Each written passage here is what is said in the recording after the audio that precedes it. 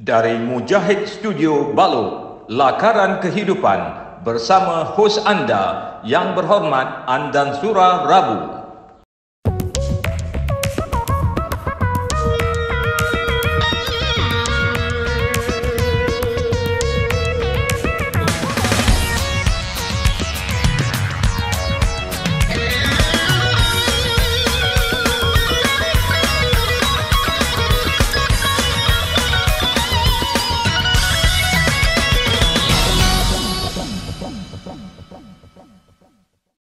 Bismillahirrahmanirrahim. Assalamualaikum warahmatullahi wabarakatuh dan salam sejahtera.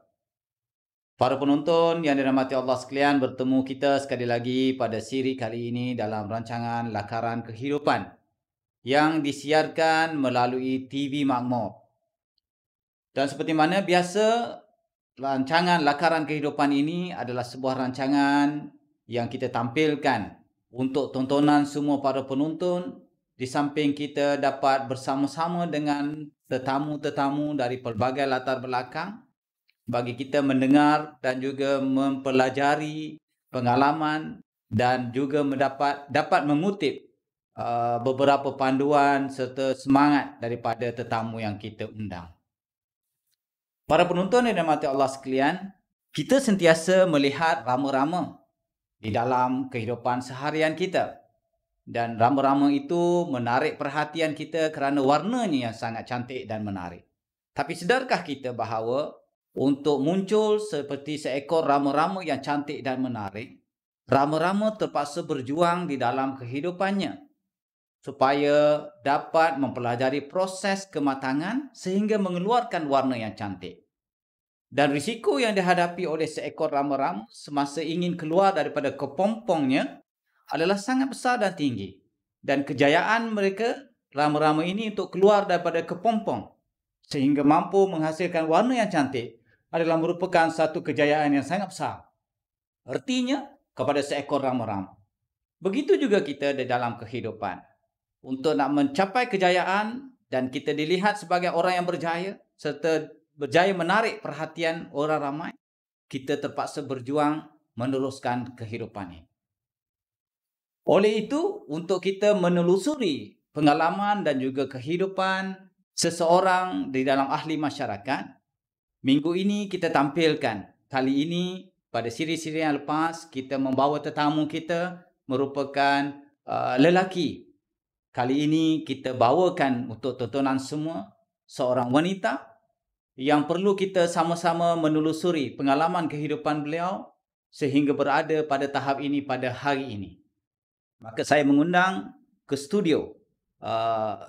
Saya tak perlu sebut namanya lagi. Saya ingin benarkan dan izinkan beliau sendiri memperkenalkan nama beliau. Jadi saya ingin mengucapkan selamat datang ke studio. Terima kasih kerana sudi menerima undangan kami dan sudi meluang dan melapangkan masa bersama-sama dengan kita untuk berkongsi pengalaman, cerita kehidupan dan apa sahaja pengajaran yang boleh dikutip oleh para penonton sekalian. Seperti mana biasa, segmen kita Lakaran Kehidupan, kita ada 3 segmen. Segmen yang pertama adalah segmen perkenalan. Jadi di kesempatan ini saya beri peluang kepada puan untuk memperkenalkan diri, cerita sedikit latar belakang dan apakah kegiatan ataupun aktiviti yang dibuat pada masa ini. Sila puan. Bismillahirrahmanirrahim. Assalamualaikum warahmatullahi wabarakatuh. Nama saya Siti Surayamani binti Muhammad. Asal dari Kemaman, Terengganu. Oh, Kemaman. Okey. Siti Suraya. Siti Suraya. Nama glamour ada tak? Kalau orang senang nak kenal, nak panggil. Staff saya panggil saya Kak Su. Kak Su. Okey. Saya panggil Kak Su ya. Okey, tak ada salah. Okey. Okey, mak ayah saya orang Terengganu. Memang saya pure Terengganu lah. Oh, pure Terengganu ah. Pure Terengganu. Tapi saya selepas habis belajar, saya pindah ke sinilah, kerja di sini. Dulu saya belajar di Sekolah Menengah Agama Al-Falah Kemaman. Okey. Okey, habis belajar saya sambung ke UTM KL. UTM. Bidang apa tu? Bidang teknologi management. Teknologi management. Tapi dalam bidang tu saya ada belajar account, marketing, business. Okey. Okey, saya minat bisnes ni dari kecil lagi lah. Okey. Dari umur saya belasan tahun. Waktu saya belajar dekat universiti dulu pun saya dah terlibat dengan multi-level marketing. Oh, maknanya masa belajar lagi telah terlibat dalam perniagaan ni lah. Dalam multi-level marketing. Ya. Okey. Okey. Dari umur belasan tahun tu saya belajar macam mana cara nak bagi ceramah dekat saya punya pelanggan lah kan. Okey. Jadi bila saya habis belajar, saya balik ke Kuantan. Balik ke sini, saya nak berdikari lah. Jadi sebelum saya betul-betul mendapat pekerjaan yang saya nak lah, saya buat macam-macam kerja. Okey. Saya pernah jual tafufa. Tafufa. Bekerja dengan non-Muslim lah kan. Okey. Okey. Saya pernah bekerja sebagai kerani admin, juga bekerja dengan non-Muslim. Lepas tu saya pernah bekerja sebagai penolong akaun. Juga majikan saya non-Muslim. Okey. Jadi pengalaman saya sepanjang saya bekerja dengan mereka, kita hadapi masalah untuk ialah solat lah kan. Tempat solat yang kurang selesa. Okey. Majikan yang non-Muslim ini dia orang Malaysia ataupun orang Malaysia. Orang Malaysia. Orang Malaysia. Jadi banyaklah pengalaman yang saya kutip dekat situ, yang saya nampak kita sebagai rakyat Malaysia, negara kita sendiri, tapi kita masih lagi menumpang. Menumpang dari segi orang kata ekonomi. Betul. Okey. Dari segi politik, betul kita masih ada lagi. Tapi dari segi ekonomi saya nampak Melayu masih ketinggalan. Dari pengalaman saya bekerja dengan diorang, saya belajar. Jadi dari situ saya nampak satu jalan, satu cara untuk saya keluar dari kepompong lama kita orang Melayu kan.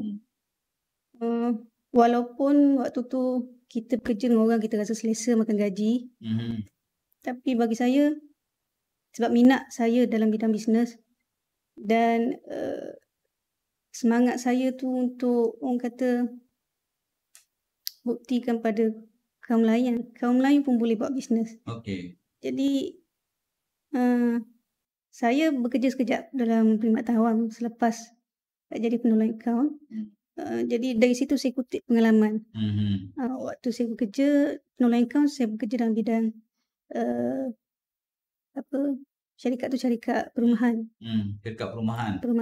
Maju perumahan. Okey. Jadi dalam buat akaun saya juga buat marketing. Oh, kena buat marketing juga Buat marketing. Okey. Jadi dari situ saya kutip pengalaman buat akaun, saya kutip pengalaman buat marketing. Dan waktu saya kerja dalam kerajaan, saya kutip pengalaman sebagai pentadbir. Okey, dari segi pengurusan semua tu. Jadi dari situ orang kata Allah dah bagi kita jalan. Okey. Dia dah bagi kita pengalaman. Cuma dia belum bagi kita masa yang sesuai untuk kita capai benda yang kita nak. Okey. Kak Su ada berapa orang anak sekarang? Ada dah berkeluarga? Dah ada berapa orang anak? 3 orang. Ada berapa orang? 3 orang. 3 orang anak. Yang sulung Yang sulung perempuan tingkatan 1. tingkatan 1. Yang kecil sekali? Yang kecil sekali umur 5 tahun. 5 tahun. Macam mana Kak Su agihkan masa ni? Sepatutnya bila sebagai seorang suri rumah ni nak berniaga dengan keluarga, dengan anak ni, macam mana biasanya agihkan masa? Bila kita terlibat dalam bisnes ni banyak pengorbanan lah yang kita kena buat. Dulu waktu saya bekerja dengan orang, saya ada masa. Okey. Balik bekerja pukul 5 tu kan, sampai ke malam kita ada masa. Okey. Tapi sejak saya buka ni, memang dari segi masa dengan keluarga tu terhad lah. Okey. Masa saya lebih banyak dekat pasaraya lah. Okey. Hujung minggu pun saya letak dekat pasaraya. Saya bekerja 7 hari seminggu. 7 hari seminggu? 7 hari seminggu, tak ada cuti. Okey. Jadi time Sabtu Ahad tu waktu anak ada kat rumah, saya luangkanlah sikit masa. Okey. Saya lambat sikit ke pasaraya. Saya masak dulu untuk dia orang ke apa ke. Waktu tu lah saya ambil peluang. Okey. Jadi hari-hari lain dia orang tak ada peluang lah. Jadi waktu tu lah saya ambil peluang. Lepas Zohor baru saya pergi ke pasaraya. Macam tu lah. Suami macam mana? Sokongan suami macam mana? Alhamdulillah. Suami dia sepanjang dia mula-mula kahwin dengan saya sampai sekarang memang dia tahu saya ni macam mana suka bisnes. Okey. Mula-mula kahwin pun saya dah heret dia dalam bisnes ni. Dulu saya buat jual insurans pun saya buat. Okey. Jual insurans. Jadi ejen bank pun pernah. Ejen bank. Untuk buat loan peribadi tu kan. Pernah. Jadi saya pernah heret dia sekali bawa brosur pergi rumah ke rumah. Jadi dia tahu minat saya. Okay. Jadi bila saya cakap kat dia saya nak buka pasaraya semua ni, dia memang sokong lah. Okay. Sokong kan memang 100% lah. 100%. Dia terlibat sekali dalam dia terlibat pengurusan pasaraya ni? Dalam pengurusan tak, tapi dia melabur sekali lah. Oh, okey. Dari segi modal dia. Dari segi modal. Ya. Bila mulanya idea tercetusnya idea ni untuk nak berniaga dan buka pasaraya ni? Okey, waktu saya kerja dalam kerajaan dulu, saya buat business trading. Okey. Dengan partner saya lah. Kami letak produk kami dekat pasaraya. Kami letak dekat pasaraya Sinar Kurnia, pasaraya Smart, pasaraya apa tu, Alpha Indah, pasaraya PDM. Okey. waktu buat trading ni lah saya jumpa dengan pengasas Taibah dekat Kelantan, Okey. Ustaz Akhi Zakaria. Okey. Jadi Ustaz Akhi Zakaria waktu tu Taibah masih lagi ada dekat Kelantan. Dia Kelantan. belum keluar lagi dari Kelantan. Okey. Jadi dia ingin bawa Taibah keluar dari Kelantan. Jadi saya offer diri saya. Saya cakap kat dia, saya nak buka satu dekat Pahang. Saya nak buka pasar raya. Sebab waktu tu dekat Kelantan dia mat. Tapi dia cakap kat saya, kita cuba buka mat dulu. Buka mat. Jadi saya dengan rakan kongsi yang lain lah. Kami buka satu syarikat atas nama Rizkin Timur Marketing. Okey. Jadi kami sewa satu tempat dekat Balok ni. Kami buka satu mat. Bila tu? Agak tahun bila tu? Bulan 10, seingat saya bulan 10, Okey. 2019. 2019, maknanya 1 tahun yang lepas. Setahun yang lalu. Setahun yang lalu. Waktu tu kami memang jual produk berasaskan produk Muslim. 100%. 100%. Memandangkan kedai tu terlalu kecil. Produk yang kami ambil ni direct dari kilang. Kalau dari kilang, kuantiti dia kena banyak lah. Jadi kami ada masalah ruang. Okey, masalah ruang dengan pertambahan pelbagai jenis produk. Jadi kami terpaksa buat keputusan untuk berpindah. Okey. Jadi bila kita orang bincang, bermesyuarat, kita orang setuju untuk buka pasar raya. Jadi akhirnya bulan 2 tahun ni kami buka pasar raya. Tapi kami buka bulan 2, bulan 3 PKP. PKP, ya betul. Bulan 3 PKP, waktu tu kami baru masuk produk Muslim. Barangan terhad dengan 3 pintu luas kan. Jadi bila waktu PKP, permintaan untuk produk Muslim ni tinggi, tapi dia punya pengeluaran terhad. Okey. Kat situ kami hadapi masalah lah. Masalah untuk dapat bekalan. Baik, para penonton yang dirahmati Allah sekalian, untuk makluman semua, Kak Su kita ini adalah merupakan pemilik Pasar Raya Taibah yang beroperasi di Pusat Perkhidmatan Balok. Jadi kita mempelawa kepada penduduk sekitar ataupun penduduk yang ingin mendapatkan barangan-barangan keperluan harian yang dijamin halal. Boleh berbuat demikian, mendapatkan bekalan barangan harian di Pasar Raya Taibah di Pusat Perkhidmatan Balok. Dan untuk meninjau dan melihat aktiviti serta perjalanan operasi Pasar Raya Taibah, kita sediakan VT, video shot untuk tontonan para penonton sekalian. Dipersilakan untuk menonton aktiviti Pasar Raya Taibah.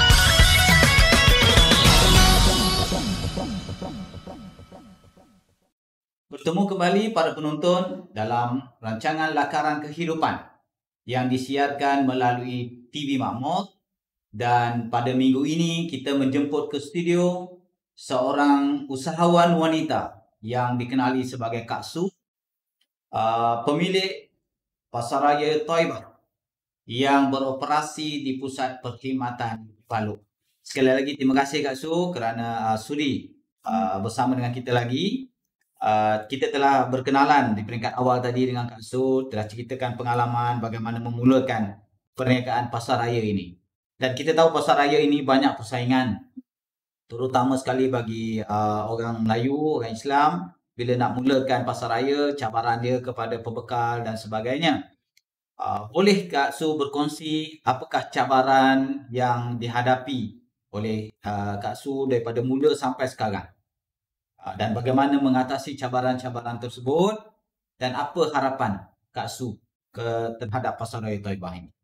Okey, seperti yang saya cakap tadi, waktu kita buka pasaraya tu bulan 2, kebetulan bulan 3 tu PKP. Okey. Jadi kita untuk mendapatkan bekalan produk Muslim memang terhad lah. Okey. Memang ada masalah, permintaannya tinggi.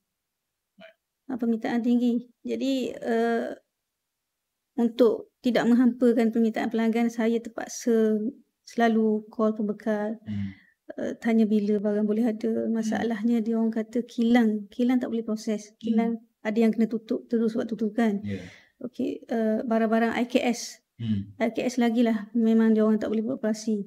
Jadi waktu tu boleh bagi kesan dekat jualan kami lah. Sales kami boleh menurun.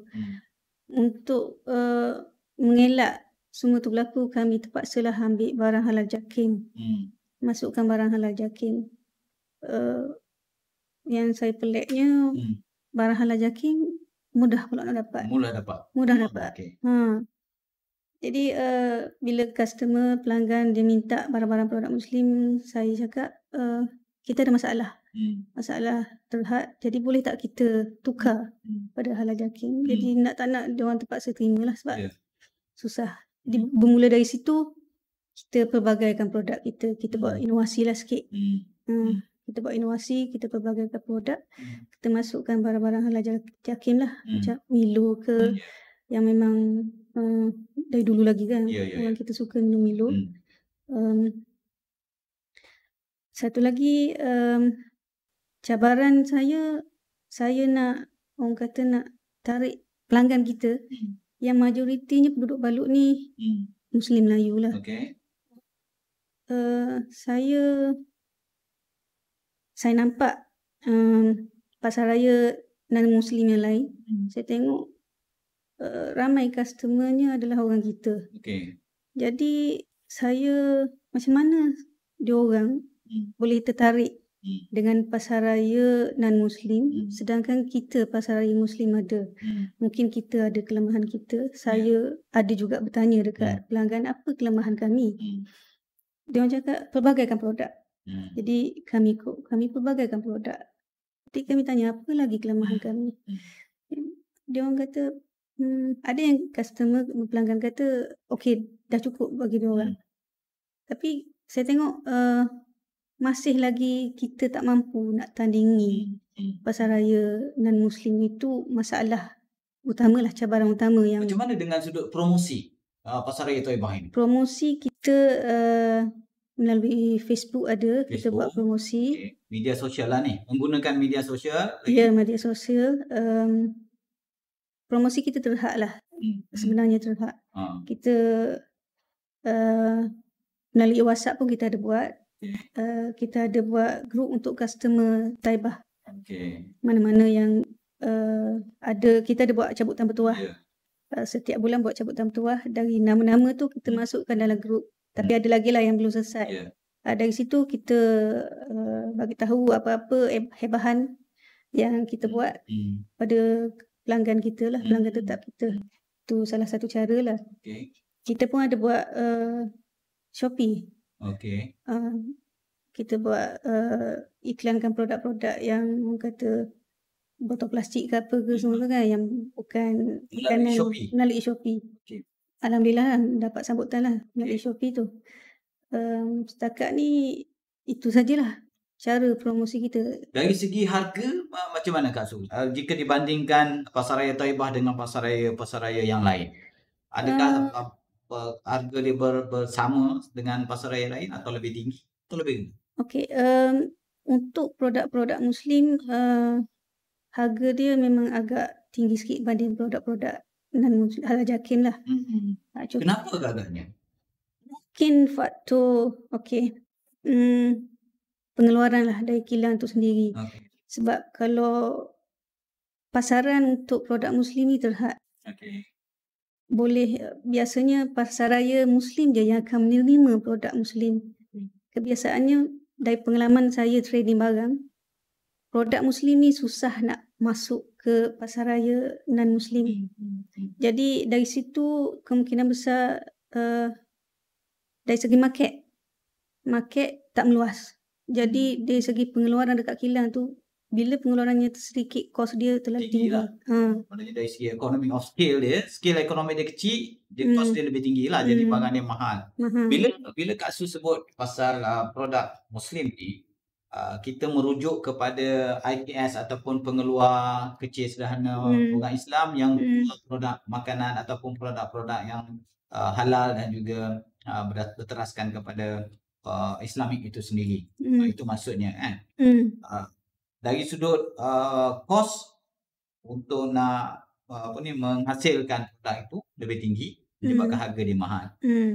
Kemudian produk-produk yang dikeluarkan oleh IKS Muslim macam industri kecil, kampung, rumah dan sebagainya, sukar nak diterima di pasaraya yang lain.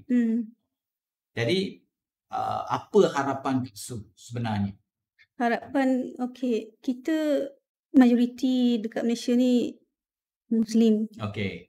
Jadi harapan saya, bagilah sokongan dekat pengusaha-pengusaha Muslim untuk terus berkembang dalam bidang bisnes ni lah, dalam bidang perniagaan pasaraya ataupun perucitan ni. Kalau tanpa sokongan orang kita sendiri, kita boleh jatuh.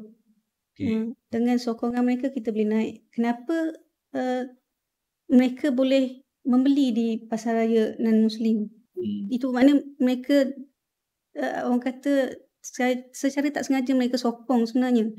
Mereka sokong pasaraya non-Muslim. Kenapa mereka tak boleh sokong kita? Kita macam saya sendiri nak buka pasaraya ni banyak pengorbanan lah. Yang buat saya boleh duduk selesa bekerja dengan orang. Tapi saya ambil risiko ni sebab saya nak sahut cabaran lah. BNF Buy Muslim First kan. Jadi itulah harapan saya, bagilah sokongan yang tak berbelah bagi pada kami pengusaha Muslim. Ada tak harapan Kak Su kepada pihak macam saya yang berkhidmat dalam masyarakat ni dan sebagainya? Ada tak apa-apa harapan ataupun pertolongan atau bantuan yang boleh pihak saya ini cuba untuk bantu mereka yang berniaga seperti Kak Su? Memang kami amat memerlukanlah bantuan dari pihak NGO atau mana-mana pihak yang sedia menghulurkan bantuan lah. Bantuan apa? Bentuk macam mana tu agak? Bantuan dari segi contohnya promosi. Macam sekarang lah kan. Promosi, bantuan dari segi contohnya kalau kami sedia berurus niaga untuk bekalan yang dalam kuantiti yang banyak. Contohnya untuk tuan jadi orang tengah kami untuk bagi jualan dengan harga borong pada mana-mana badan NGO ke apa ke tadika ke taska ke tak kira lah. Baik, saya rasa ruang untuk bekerjasama dengan NGO, dengan pihak-pihak agensi-agensi itu ada. Dan boleh dibina ruang untuk kerjasama ini. Dan saya yakin bahawa setiap agensi yang ada, agensi-agensi kerajaan terutama sekali, sanggup untuk membantu. Apatah lagi kalau kita kata ini adalah status Bumiputera, untuk menyokong usahawan Bumiputera. Begitu juga dari sudut promosi, selain pada sudut promosi, pemasaran kita juga lebih bantu dari sudut keuangan modal melalui beberapa tabung-tabung usahawan yang ada. Mungkin Kak Su bercadang nak pelbagaikan produk ke dan sebagainya, perlukan modal tambahan dan sebagainya, boleh, kita boleh berbincang, boleh datang untuk bertemu dan juga bertanyakan apakah proses dan prosedur yang boleh kita lalui bersama. Jadi sidang penonton sekalian, demikian tadi harapan dan juga cabaran-cabaran yang dihadapi. Bukan mudah sebenarnya bila kita melihat sesuatu perkara tersebut telah berada di depan mata, kita hanya melihat secara sinis ataupun secara sinikal sahaja. Namun mereka yang mengusahakan di belakang tabir adalah telah berdepan dan menempuh pelbagai halangan dan cabaran yang sangat detail. Oleh itu berilah sokongan semaksimum mungkin bagi mendukung dan menyokong segala usaha yang baik. Kita rehat sebentar sebelum kita pergi kepada segmen yang terakhir.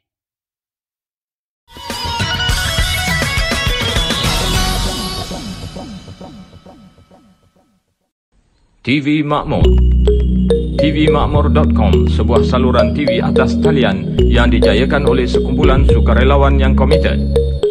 Antara aktiviti TV Makmur adalah membuat siaran langsung majlis-majlis ilmu seperti kuliah maghrib, kuliah duha, forum, ceramah dan bermacam majlis yang memerlukan khidmat siaran langsung. TV Makmur adalah platform penyiaran yang tidak berorientasikan keuntungan, maka kami memerlukan sokongan dan sumbangan anda untuk meneruskan operasi kami. Salurkan sumbangan anda ke laman web dana.tvmakmur.com atau terus ke akaun Maybank 5560-2006-6810. Terima kasih kerana membantu. Semoga Allah mengganjari anda dengan sebaik-baik balasan.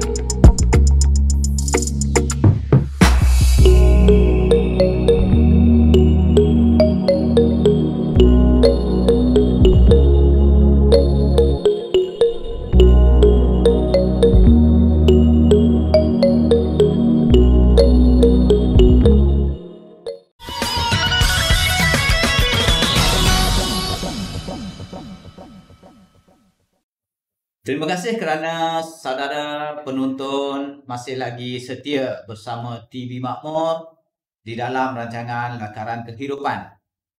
Seperti mana biasa, kita bersama dengan tetamu, dan tetamu kita kali ini seorang usahawan wanita yang sedang berusaha gigih untuk memperkemaskan perkhidmatan pasaraya peruncitan melalui pasaraya Taibahnya di pusat perkhidmatan baru ini.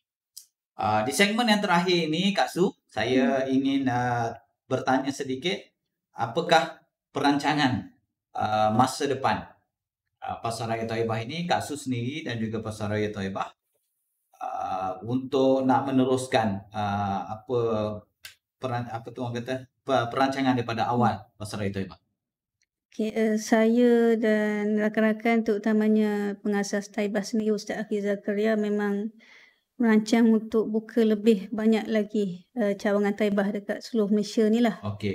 Setakat ni yang ada, kita ada dekat Perak. Perak dah ada, Kedah dah ada, Selangor kita baru buka. Jadi perancangan kami memang kami nak Taibah lebih dikenali. Dikenali sebagai pengusaha Muslim. InsyaAllah kalau misalnya kita dapat sambutan yang lebih lagi dari pelanggan-pelanggan dekat Baluk ni, kita akan besarkan lagi pasaraya kita, insyaAllah. Kita akan masuk lagi pelbagai jenis produk. Kita akan bagi lagi sokongan kepada IKS untuk masuk barang dalam pasaraya kita lah. Itulah harapan kita. Kalau IKS ingin membekalkan produk mereka ke pasaraya Taibah ini, bagaimana cara dia? Boleh berjumpa dengan saya sendiri atau berjumpa dengan kerani saya atau supervisor saya. Isi borang, kita tengok dulu macam mana. Kalau misalnya barang tu belum ada lagi dalam pasaraya, kita akan terimalah. Lupa nak bertanya tadi, ada berapa ramai kaki tangan pasaraya Taibah sekarang? Sekarang ni dalam 11 orang lah. Ada 11 orang? Ada 11 orang. Kita ada kerani akaun, kerani pentadbiran, ada pemotong ayam, Ada supervisor, ada SA dan ada cashier. 11 orang. Waktu operasi? Waktu operasi kita dari 7.30 pagi 7.30 sampai sampai 10 malam. 7 hari seminggu. 7 hari seminggu. Hari public holiday bukan? Public holiday hanya pada hari raya puasa dan hari raya haji sahaja. Bagi hari lain? Hari lain kita buka. Baik.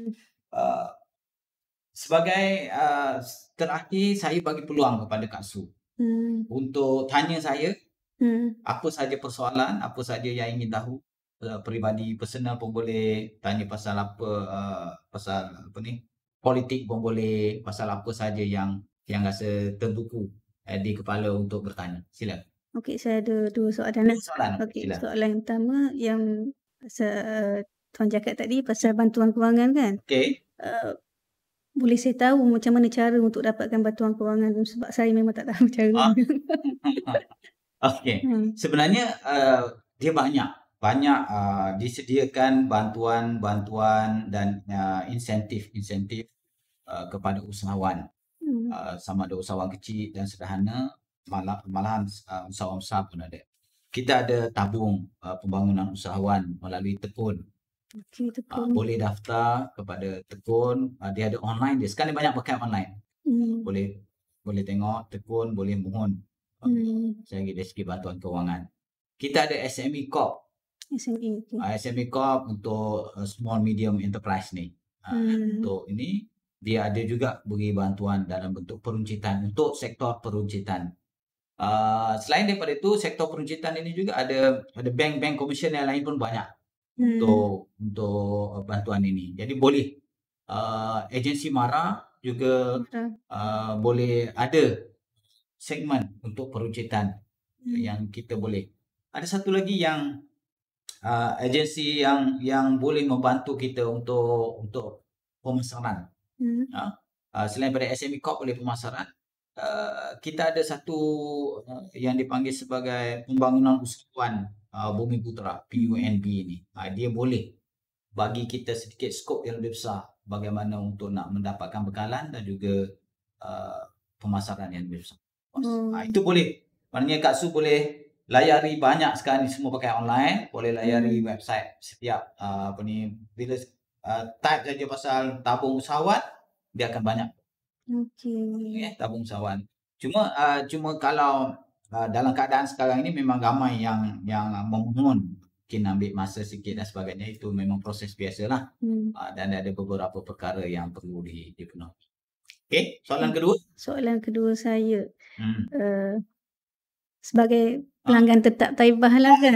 Okay. Saya pun selalu pergi Taibah. Terima kasihlah sebab selalu ke Taibah. Okey, sebagai pelanggan Taibah, saya nak ikhlaslah pendapat daripada Tuan sendiri. Apa pendapat Tuan berkenaan dengan Pasaraya Taibah ni? Apa yang perlu kami tingkatkan untuk kemajuan Pasaraya Taibah itu sendiri? Okey.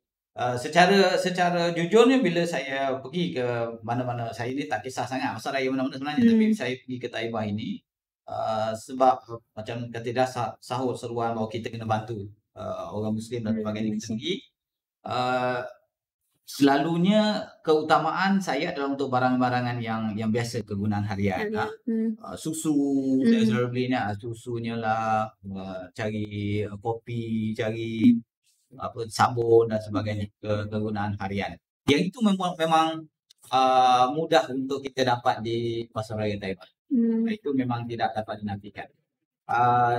Dari sudut customer service, okey. Maknanya bertepatan dengan Pasaraya Taibah yang punya konsep itu sendiri. Mudah, simple. Cuma masih saya setuju kepelbagaian pilihan. Pilihan, contohnya kalau saya nak beli sabun, saya ada 3 pilihan je kat situ. Dengan brand-brand dia, dia ada 3 pilihan saja kat situ. Sepatutnya kalau pergi ke pasaraya lain, dia ada berpuluh pilihan. Itu maknanya memang kena banyakkan kepelbagaian dari sudut produk yang ada. Kalau boleh buat tu, orang akan pergi satu tempat dia tak perlu pergi cari. Sebab kadang-kadang macam saya ni tak kisah, sebab saya boleh pakai brand ni, besok pakai brand lain, tak ada masalah. Saya tidak spesifik pada brand. Tapi ada orang tu dia memang nak brand tu juga. Ya, betul. Dia nak jenis tu juga. Dia kalau cari pun tak ada, dia keluar. Jadi yang itu yang kita kadang-kadang segmen masyarakat ni, pengguna ni. Sebab mungkin Kak Su ada belajar pasal gelagat pengguna, consumer behaviour, semua. Benda-benda gitu kena kaji sikit. Pengguna ni selain daripada tu dia pergi, dia nak cari apa yang dia suka, apa yang dia nak. Okay? Jadi sebagai akhirnya saya ucap terima kasih banyak kepada Kak Su kerana kesanggupan bersama-sama dengan kita. Semoga Allah Subhanahu Wa Taala permudahkan urusan Kak Su, berjaya dalam perniagaan dan jangan lupa menyumbang kembali kepada masyarakat. InsyaAllah. Melalui sedekah, melalui zakat dan sebagainya. InsyaAllah keberkatan yang akan kita dapat kepada Allah Subhanahu Wa Taala. Okay. Jadi sidang penonton yang dirahmati Allah sekalian, sekian dulu lakaran kehidupan kali ini. InsyaAllah kita akan bertemu lagi di siri yang akan datang bersama dengan tetamu yang lain dalam bidang dan aktiviti yang berbeza. Sesungguhnya apa yang kita lakukan ini adalah untuk mencungkil pengalaman dan mendapat sedikit pengajaran daripada perik jerih setiap individu dalam masyarakat. Bukan mudah untuk berjaya, tetapi adalah mudah untuk kita membantu orang untuk mencapai kejayaan. Sekali lagi, terima kasih kepada semua. Jangan lupa sama-sama menyumbang kepada TV Makmur melalui akaun yang diterakan, yang tertera dalam layar kita, dan ini yang banyak membantu kita di dalam menguruskan operasi TV Makmur. Sekali lagi terima kasih semua. InsyaAllah kita bertemu lagi di siri yang akan datang. Wabillahi taufiq wal hidayah. Assalamualaikum warahmatullahi wabarakatuh.